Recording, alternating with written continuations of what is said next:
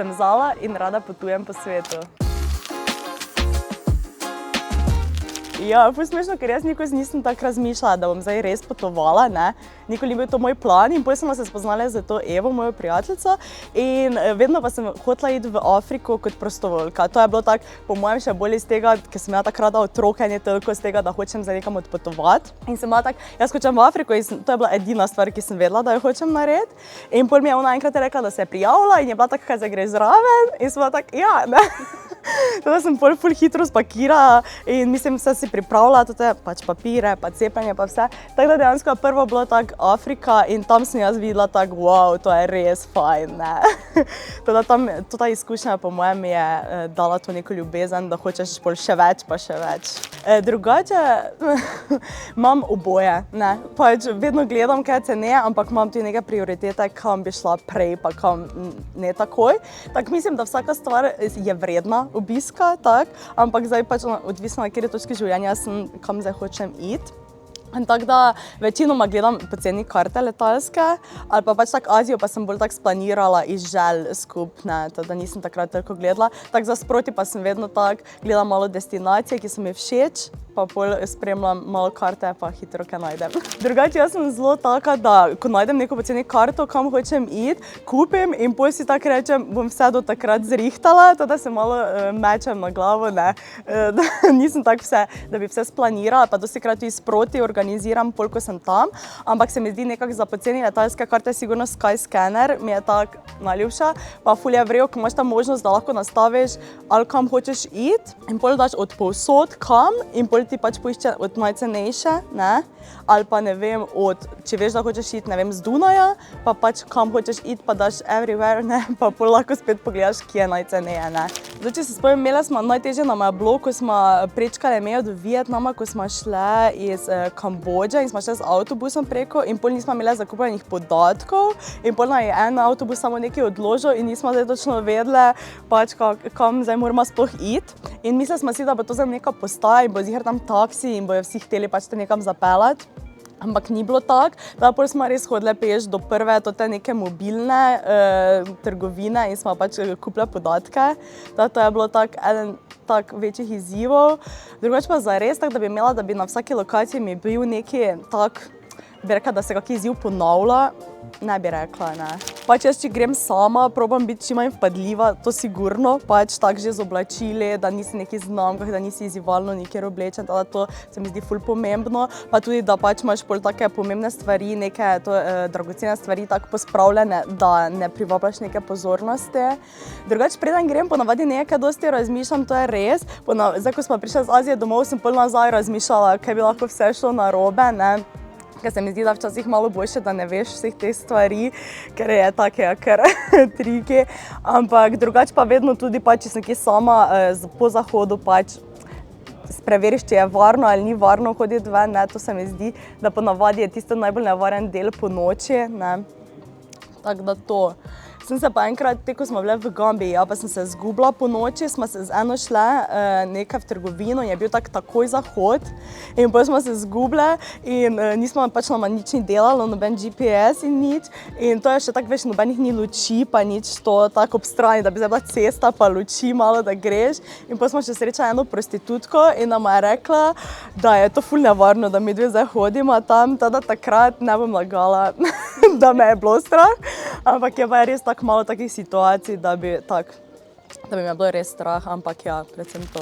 Drugače kar dosti izzivov z prevozi, ker jaz nikoli ne grem z avtom na letališče, vedno grem s temi nekimi prevozi. Enkrat, ko sem šla v Amsterdam glih, so mi prvo Flixbus odpovedali, potem sem si zrihtala hitro drugi prevoz, ker je to bilo tako, jaz sem že bila v Ljubljani in sem že čakala na Flixbus in sem dobila SMS, da ga ne bom. Da pol to sem mogla rešiti, pa na poti domov z Amsterdama pa so me pozabili v Benetkah, ko sem imela plačan prevoz in ga sploh ni bilo. In to mi je bilo edino tako malo, ja. Drugače pa to v Gambiji je bilo po mojem najbolj tako, da se mi je zgodilo negativno, da res sem bila prestrašena, ja. Drugače pa res imam toliko lepih izkušenj, pa res tako malo nekih negativnih, ne. Jaz sem že za Gambijo, ko sem papirje rihtala, pa pol še za Lizbon, ko sem se selila, sem imela ful enih problemov in sem tudi dostikrat čula, kaj pa če ti ni namenjeno, ampak jaz takrat ne razmišljam tako, sem tako, ja, pač jaz moram vse narediti, da pridem tja, tako da se mi vedno zdi, da večji je izziv, boljše je na koncu. Najbolj me je kot dobro presenetila sigurno Vietnam, nisem pričakovala, res fajn je bilo. Tako, šli smo od juga proti severu in je bilo res toliko različnih stvari, ljudje so bili res prijazni, tako.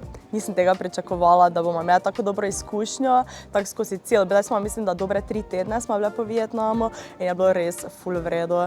Tako, toliko stvari se je dogajalo, ful malo za pokazati, od gor do morja, tako, res fajn. Drugače pa najbolj pa negativno, mogoče Bangkok, ne. Ker mislim, ko smo šli v Azijo, sem jaz bila tako, mogoče sem se še najbolj veselila Tajske, mislim, tako sem bila, največ sem pričakovala, mogoče je to tudi razlog, zakaj sem bila najbolj razočarana, ampak se mi zdi tako, preveč ljudi, ful preveč za moj okus, pa vse je bilo tako polno, pa vroče, pa ne vem. Tako se mi zdi, da ne znajo najbolj handlati, ko je zdaj taka gruča turistov, ker je res Tajska tako kar popularna, ne. In pol se štopaš povsod, gužvaš se povsod, tako da to mi res ni fajn.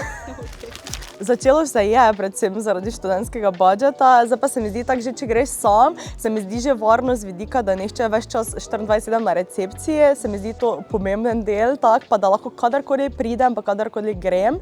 To me je ful vrel, pa da tudi spoznaš ful različnih ljudi, ker tako že priješ v sobo, pa se že z vsemi pogovarjaš, pa te že vsi sprašujejo, od kod si, zakaj si prišel, ne. Predvsem v Aziji sem to ful zljubila, te hostle se mi zdi res tak, pol pa še oni ful organizirajo, veš, tak skupinske dejavnosti in pol si res kot neka grupa, greš na izlet čez dan ali pa greš pač nekaj delati, snorklat ali pa pač nekaj in pol zvečer še lahko si skupaj tam v hostlu. Ja, enkrat v Portutu je bilo kar zanimivo, ker sta se ena, dva, pač ne vem točno, ker to ljudje, ko delajo tam, včasih kar spijo tam, ker so to taki domači hostli in sta se zjutraj skregala dva tako na hard. To je bilo kar pestro, ko smo bili ob 6 vsi že na balkoni in smo gledali, kaj se dogaja. Drugače pa tako, bila pa enkrat tudi v Aziji, se spomnim, da je en molo sredi noči in je imel veš prav te budilke narejene, ne, in smo pol se vsi zbudili, ko je on molo tam. Teda to je bilo tako. Drugače pa res, da bi bila kakšna tako v drugo smer negativna, tako to je zdaj samo zanimivo negativno. Mislim tako, da si malo bolj wow, ne. Drugače pa to pa res ne, tako da upam, da tako ostane. Največji kulturni šok je po mojem bila Gambija, ko smo bile v Afriki, zato ker pol so nas že drugi dan smo šli na izlet v neko to njihovo hišo. Mi smo sicer živeli v enem hotelu, ki ni bil hotel, torej ni obratoval kot hotel, ampak mi smo imeli noč sobe in je to bila res tako ena stavba in pol tako nič več, veš, tako res je bilo.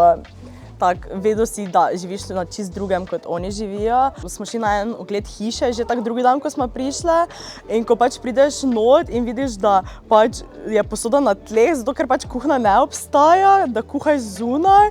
Pač mi smo dejansko začeli kuhati zunaj in potem smo šli not in sem bila tak, zakaj ni kuhne, ne, pač mi je bilo ful čudno. Pa tudi, da spijo pač na tleh, ne, take stvari. Pol po drugi strani imajo pa telefone, to me je ful presenetilo. Jaz sem bila tak, kje si vi zapolnite telefone, če niti kuhati ne morete, ne, tako da. Pa ni WC-jev tam v Afriki, tudi pač so tako luknje v tla, ne. To je bil po mojem tak največji tak kulturni šok, ampak sem tako nekako, nisem zdela mi ena rekla, jo, kako ti je te tako, ko so že bile ene prostovoljke dlje tam, pa sem prišla tja, pa zdaj nisem pričakovala nekega luksuza, ne, ampak si vseeno tako, wow, tu res čisto drugače živijo, pa sploh, ko zdaj nazaj gledam, se mi zdi tako, ne. Ali pa mogoče v Aziji mi je bil največji šok, ko otroci pač nimajo vozičkov pa nič in so otroci veš tako kar na mopedih, ne. Pa nekaj smo šli, kam smo ti šli, neki kombi nas je pobral, ker to te skozi nekaj, ko greš na kakšne izlete, s tega kombija, oni kombi in potem smo pobrali sredi noči eno mamico z novorojenčkom in je ona šla kar z nami v kombi in smo tako, ona sploh nima zica, veš, tako. Take stvari najbolj. To je meni tudi vedno tako bilo v izziv. Že za tako, ko sem se za Gambijo odločila, sem bila res mlada, mislim, takrat sem bila 19, pa glih ne nekaj služiš, ne, pa smo vedeli, da pač v Afriki to izlet in to stane, čeprav mislimo mi, da je tam zdaj mogoče bolj poceni, ampak tam kak se greš nečesa drugega, kot da si samo na mestu, pač več stane, ne. In sem takrat res se odločila in sem kupila karto in potem sem pač začela delati in sem delala 3 šihte eno obdobje, ne, da sem pač, mislim, te študentske službe, da sem pregurala do Gambije in vedno še mi je uspelo, ne. Jaz bi ful rada tako rekla, da dosti ljudi ne verjame, da ti lahko uspe do tistega trenutka, ko se odpraviš, ne. Ampak res očitno me pol nihče kliče pa reče, da ni uspelo, ne. Ampak včasih je fajn malo skočiti pa vidiš, da vse gre. Tako da tudi za Azijo sem na koncu še samo delala, ja, da smo našparale. Si pa ponavadi pol približno preračunam na dan, ne, koliko bi nekaj rabile, pa pol pač probaš nekako zgurati. Pri nama je še bilo tako za Azijo, nismo imeli letalskih kart vmesnih in niti za domov, ne. Tako da pol, če bi vsaj brez denarja, pač moraš ostati tam, ne. Ko potuješ, greš rešiti na morje ali v gore? Na morje. Topla ali hladna destinacija? Topla. Raje potuješ z letalom ali z vlakom? Letalo. Greš raje na potovanje kot backpackat ali v neki hotel bolj na Backpackat. samostojno potovanje ali potovanje v skupini? Prvo bi zbrala s kolegico, pač tako, da se res dobro razumeš, drugače pa sama. Okej. Ne velika grupa. Okay. Vikend oddih ali daljše potovanje? Daljše potovanje. Ko si na destinaciji, imaš raje uporabo Google Mapsa ali spontano raziskovanje? Včasih ga rabim, ne bom lagala, ampak je ful boljše, ko najdeš nekaj tak, ko ni na Mapsu. Okay. Rajše potuješ brez interneta ali brez kovčka? Jaz ful brez kovčka potujem, tako da brez kovčka, ja. Okay. Sončni zahod na plaži ali sončni vzhod na nekaj v gorah? Zahod na Okay. plaži. Spanje v hostlu ali v nekem lepšem Airbnb-u? Hostel. Ja, mogoče bi rekla, da ne toliko razmišljati, pa ne delati 1000 scenarijev, včasih je dobro samo kupiti pa iti. Se mi zdi, da imaš bolj dobro izkušnjo, pa greš malo tako, sploh ko si študent ali pa mlad, še imaš to možnost, da vse pustiš, pa greš, pa probaš, pa še vedno imaš zaledje doma, da lahko prideš domov in res si upati, pa pač samo iti, ker izkušnje so nore. Se mi zdi, da si vsako stvarjo bogatejši, več ti da, bolj ceniš dom, bolj ti je fajn doma, dobiš neko drugo perspektivo življenja. Predvsem pa, ko potuješ, pa bi rekla to, da odpri srce, zato ker se mi zdi, da včasih tolikokrat gremo v nekem krču in mislimo, da nam vsi hočejo slabo, tako da predvsem to se naučiš, da res je, sploh v kakih teh tretjerazrednih državah, so ljudje res toliko prijazni, res so ti pripravljeni pomagati. Pojdite, ker vam ne bo žal.